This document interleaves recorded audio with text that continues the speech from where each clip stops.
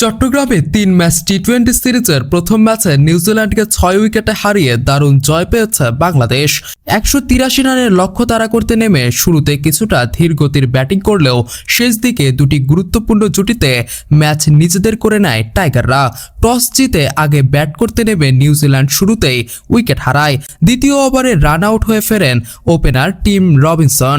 তবে দ্বিতীয় উইকেটে কেতেন ক্লার্ক ও ড্যান ক্লেবারের ৮৮ রানের জুটি দলকে বড় সংগ্রহের পথে নিয়ে যায়। দুজনই ৫১ রান করে আউট হন।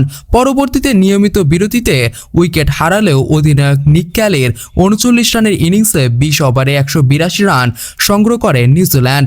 বাংলাদেশের হয়ে রিশাদ হোসেন ২টি উইকেট নেন। এছাড়া আরও ৩ বোলার একটি করে উইকেট শিকার করেন।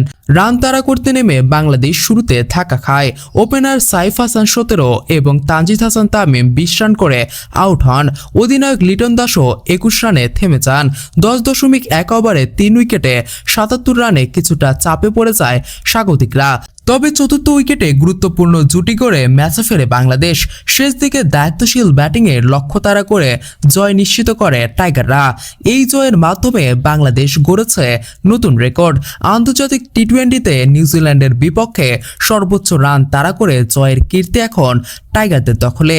এর আগে কিউইদের বিপক্ষে সর্বোচ্চ রান তাড়ার রেকর্ড ছিল ১৩৫। এই জয়ের ফলে ৩ ম্যাচ সিরিজে ১-০ ব্যবধানে এগিয়ে গেল বাংলাদেশ।